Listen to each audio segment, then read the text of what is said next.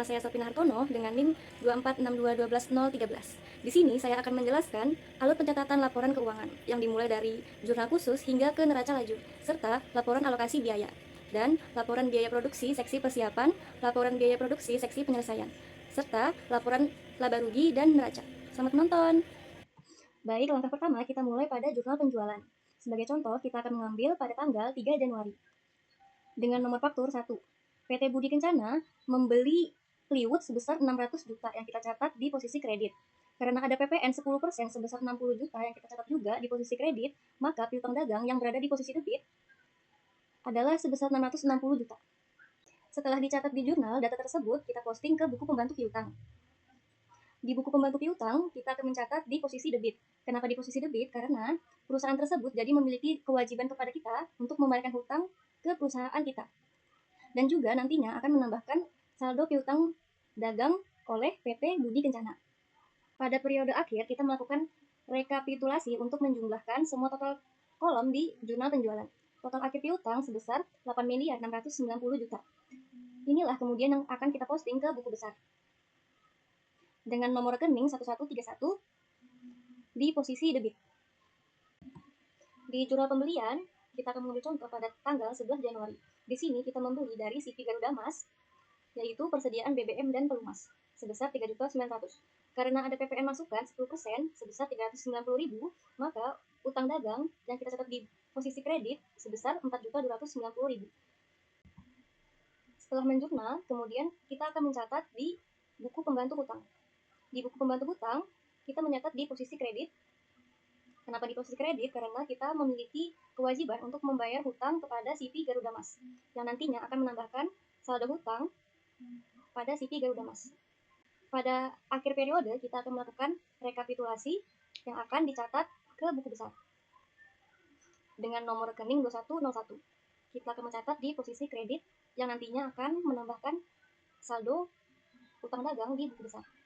Di jurnal penerimaan kas, kita akan mengambil contoh pada tanggal 2 Januari. Kita menerima kas dari PT Budi Kencana sebesar 159.500.000 dari pembayaran piutang dagang dengan jumlah yang sama. Kemudian kita akan mencatat di buku pembantu piutang yang kita catat di posisi kredit karena PT Budi Kencana telah membayarkan hutangnya kepada kita yang akan mengurangi saldo piutang dagang. Pada akhir periode kita akan melakukan rekapitulasi dan akan dicatat ke buku besar. Di jurnal pengeluaran kas, kita akan mengambil contoh pada tanggal 2 Januari. Kita mengeluarkan kas pada CV Garuda Mas untuk membayarkan hutang dagang dan mencatat juga di kas pada posisi kredit dengan jumlah 12 juta. Kemudian kita akan mencatat di buku pembantu hutang yang kita catat di posisi debit. Kenapa di posisi debit? Karena kita telah membayarkan hutang kita pada CV Garuda Mas yang akan mengurangi saldo hutang dagang.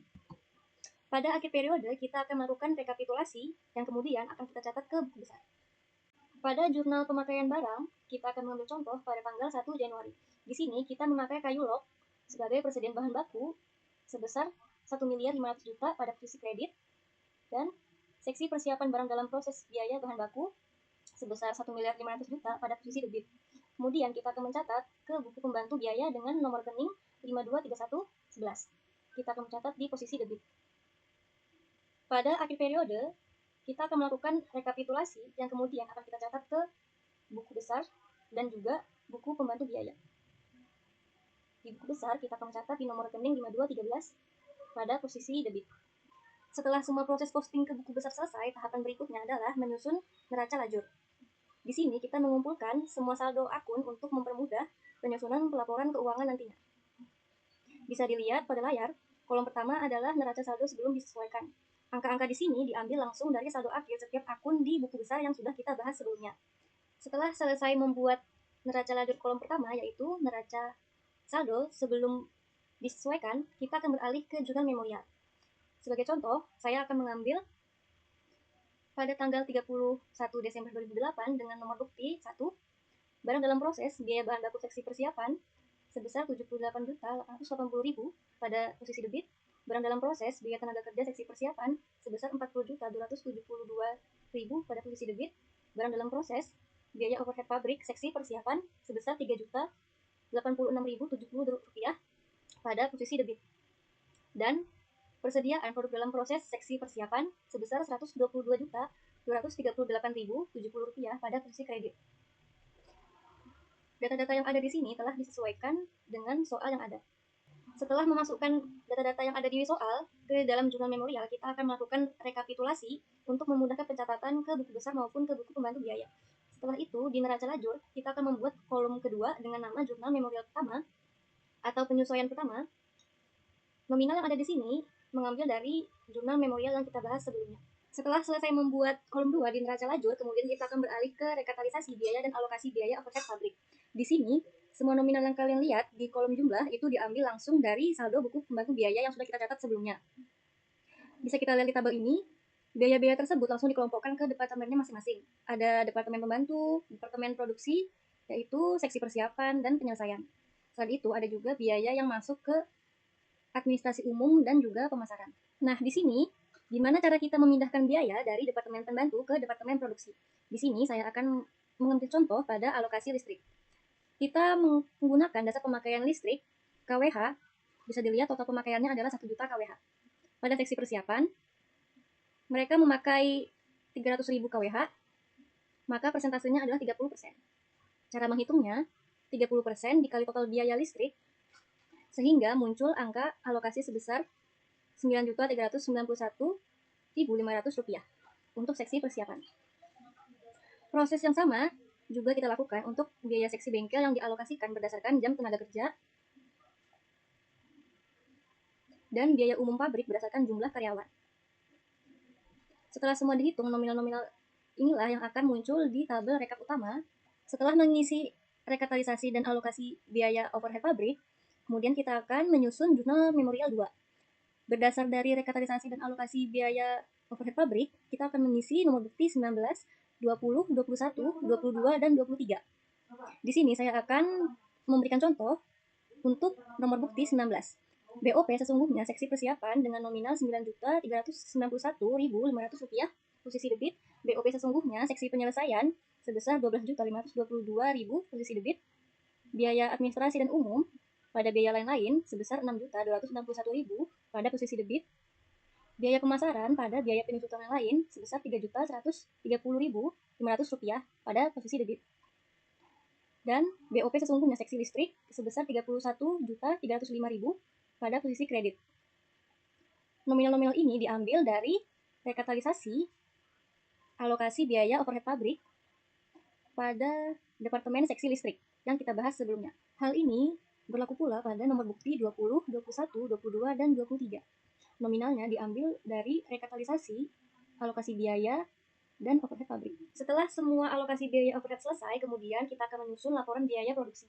Laporan ini kita bagi menjadi 2, yaitu laporan biaya produksi seksi persiapan dan laporan biaya produksi seksi penyelesaian. Di sini kita akan mulai pada laporan biaya produksi seksi persiapan terlebih dahulu. Data-data yang ada di sini, sumber utamanya diambil dari saldo buku besar dan juga jurnal memorial 2. Di sini kita mencatat data produksi, di mana ada 20.000 meter kubik produk baru yang masuk proses. Untuk biaya yang dibebankan, kita bagi menjadi 2, yaitu biaya dari bulan lalu dan biaya periode berjalan. Biaya dari bulan lalu yang melekat pada persediaan awal totalnya Rp539.238.070. Biaya periode berjalan ini adalah biaya yang ditambahkan bulan ini, seperti biaya overhead pabrik sebesar Rp60.037.650 yang datanya kita ambil dari jurnal memorial 2.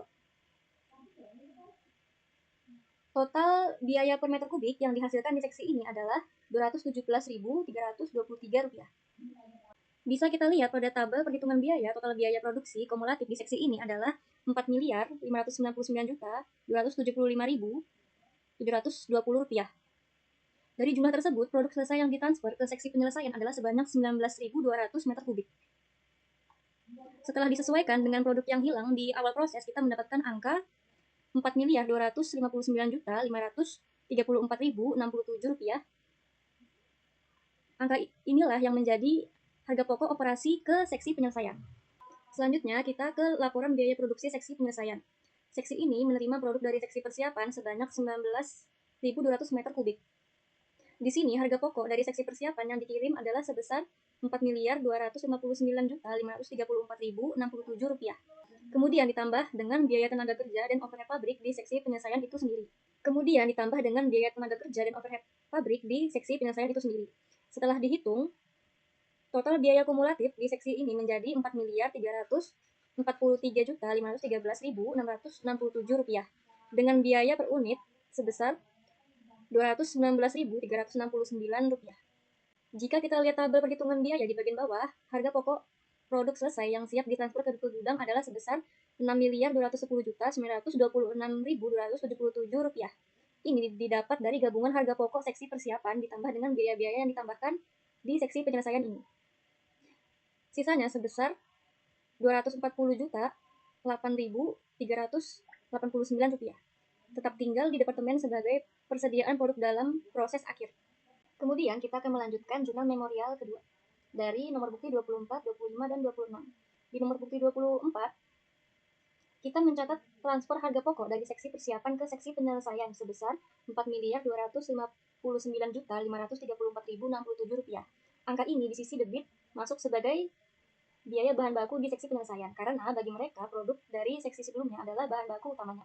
Di sisi kredit, kita mengurangkan saldo persediaan produk dalam proses di seksi persiapan.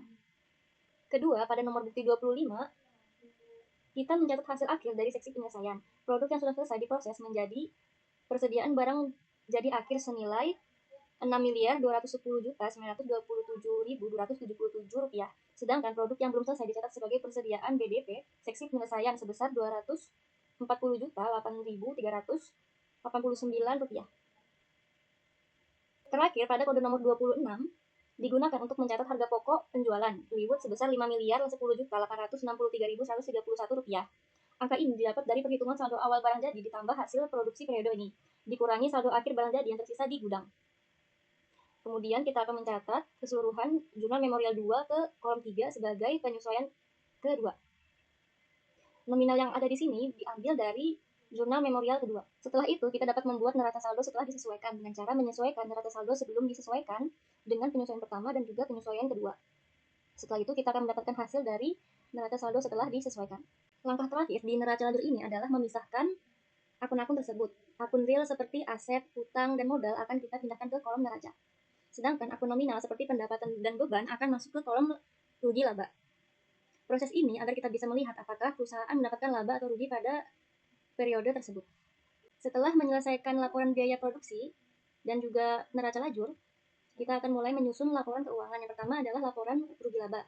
Di sini kita bisa melihat kinerja perusahaan selama satu periode.